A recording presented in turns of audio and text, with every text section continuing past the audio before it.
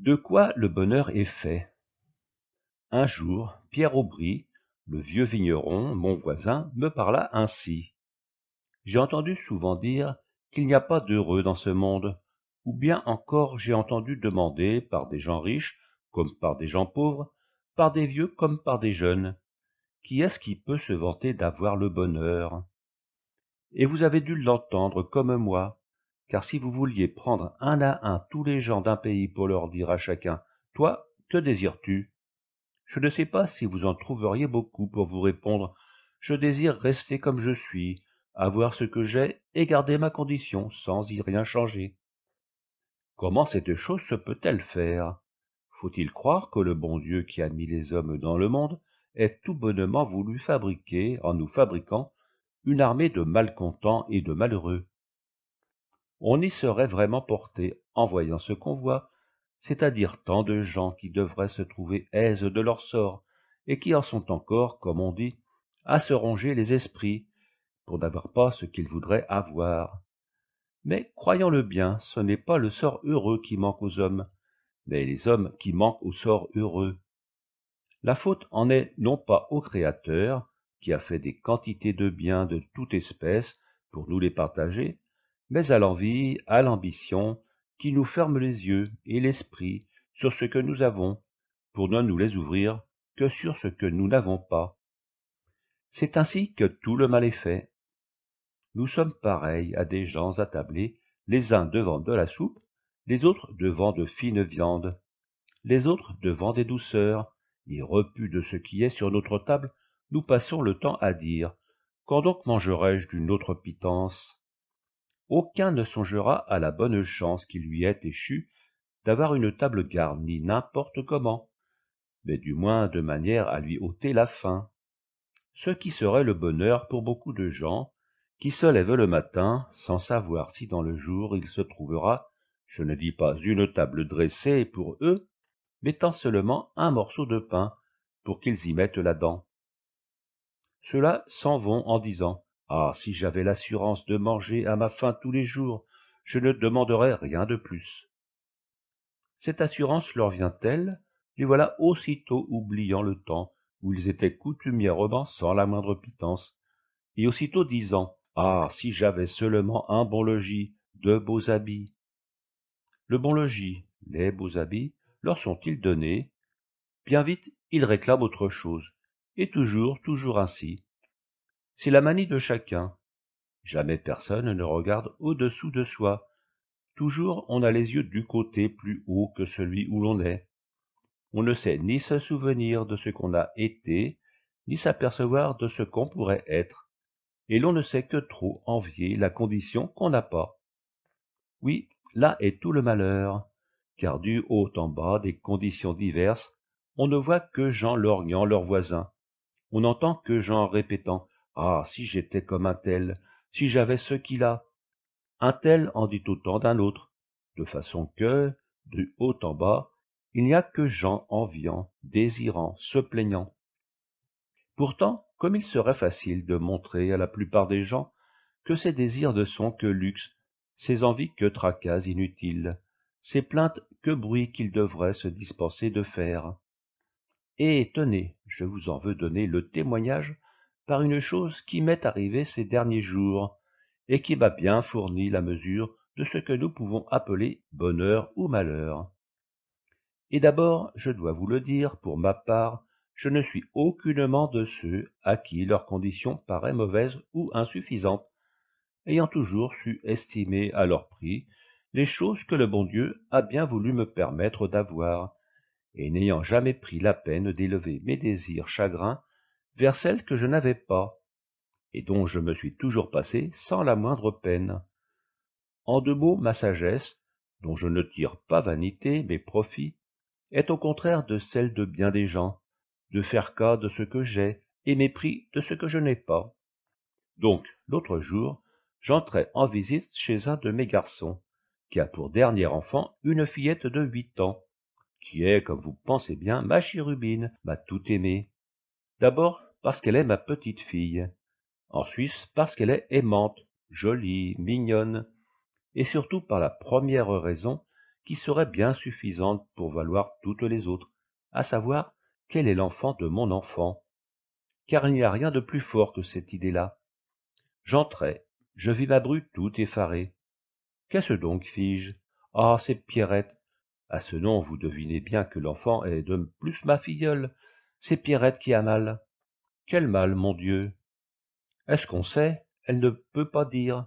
Ça l'a prise un peu, après être revenue du verger, où elle avait mené son agneau brouter un moment, et moi de courir au lit du père et de la mère, où l'on avait couché la petite. Je la voilà, étendue, blême, dolente, n'ouvrant les yeux qu'à grand-peine. Elle qui a coutume de me faire tant de fêtes quand j'arrive, de sauter au-devant de moi, de m'ouvrir ses petits bras, d'y prendre mon cou et de m'embrasser, et de me dire de ces gentils propos qui sont pour moi comme une musique du ciel. Rien, rien, rien. Elle ferme l'œil. Elle ne me voit pas. Je l'embrasse. Elle ne me rend pas mon baiser. Je lui parle. Elle ne peut pas me répondre. On dirait qu'elle n'est rien que le dernier souffle à rendre, car elle pousse des soupirs qui semblent lui déchirer la gorge. Si elle soulève un peu la tête, c'est pour la laisser aussitôt retomber lourdement, avec un abandon de corps mort. La mère arrive avec une tisane. Tiens, bois. Elle refuse en branlant la tête. Il faut boire, ça te fera du bien. Peux pas, répond-elle. Et en effet, impossible de lui faire avaler la moindre gorgée. Quand la boisson touche ses lèvres, elle repousse de la main la cuillère. Elle se débat comme si on la brûlait. Tant et si bien qu'il faut la laisser dans l'espèce de sommeil pesant où elle est perdue, accablée. Il n'y a qu'à la regarder, blanche comme un linge, étendue sur ce lit où elle ne bouge pas plus qu'une défunte. En tout cas donc, la première idée qui vient, alors, est de courir au médecin. Et vous pensez si je pus laisser à aucun autre le soin de faire le trajet de notre village au bourg, où l'on trouve l'homme de science. Vous me voyez retrouvant à ce propos mes fines et lestes jambes de 15 ans. Je vous assure bien qu'étant poussé par l'inquiétude, je ne craignais personne pour la marche. Or me voilà parti, me voilà suivant la route assez longue, et tout en hâtant le pas, Dieu sait si ma cervelle faisait du chemin à droite et à gauche, Dieu sait les pensées qui s'y pressaient en nombre. Et d'abord, pour sortir du pays, je rencontre d'ici et de là des pièces de terre qui sont à moi, et je me dis, alarmé que je suis sur la vie de ma fillette chérie, oh, que je les donnerais de bon cœur à quelqu'un qui me dirait, va chez toi, ta petite Pierrette n'a plus de mal. Un peu après, je me hâte, moi vieux, moi bon à faire à mort, comme on dit, et je pense, est-ce assez affligeant de songer que cette pauvrette, toute jeune, toute pleine de jeunesse, et qui pourrait avoir tant de jours devant elle, soit maintenant peut-être aux portes du cimetière, et de grand cœur, parlant au bon Dieu, prenez mon sang, mon Dieu, prenez ma vieille vie, emmenez-moi, mais laissez ma chère enfant dans ce monde, dont elle est la douce fleur, dont elle est la gaieté. Plus loin, je vois une pauvresse, qui va mendiant, traînant avec elle une petite fille de l'âge de ma Pierrette, mais fraîche, gaillarde, éveillée, et je souris. Est-elle heureuse, cette mendiante, d'avoir sa fillette si bien portante? Que ne suis-je moi aussi réduit à quémander mon pain de porte en porte, mais à la condition de voir ma bien-aimée en gaieté, en santé. Ah, que si cette femme si heureuse pouvait me vendre un peu de la santé de son enfant pour la mienne, comme je payerais sans compter, même de mon dernier sou. Tantôt pensais-je encore, quand je suis entré chez mon fils pour le voir, je sentais qu'au sortir de ma visite, je serais tout aise de trouver à la maison, en arrivant, le repas servi, et de m'attabler pour manger et boire de grand cœur. L'appétit me poussait. L'idée d'une bonne soupe, d'un bon verre de vin et de quelque autre pitance me mettait à proprement parler l'eau à la bouche. Maintenant, rien de ça ne me dit, ni ne me dirait. On servirait là devant moi tous les poulets ou gibiers de la terre que je n'approcherais pas de la table. On déboucherait les plus vieilles bouteilles que je n'y prendrais point garde, moi qui ai cependant coutume d'être assez accueillant pour les fins jus de sarment. Et que sais-je encore tout ce que je pensais, tout ce que je me disais? tant fiche des pieds que j'arriverais au bourg, où par hasard je trouvais le médecin qui, avec sa voiture attelée, allait partir pour une tournée. Il me fait monter à côté de lui, et nous reprenons lestement le chemin du village. Lestement, dis-je, car le cheval de notre médecin a bon pied. Et pourtant je me surprenais trouvant que la bête était lente, qu'elle allait d'un train dont les minutes me semblaient des heures, car une minute perdue pouvait faire que nous arrivassions trop tard. Il faisait le plus beau temps de l'année. Le soleil brillait clair sur les champs, tout d'or et de verdure.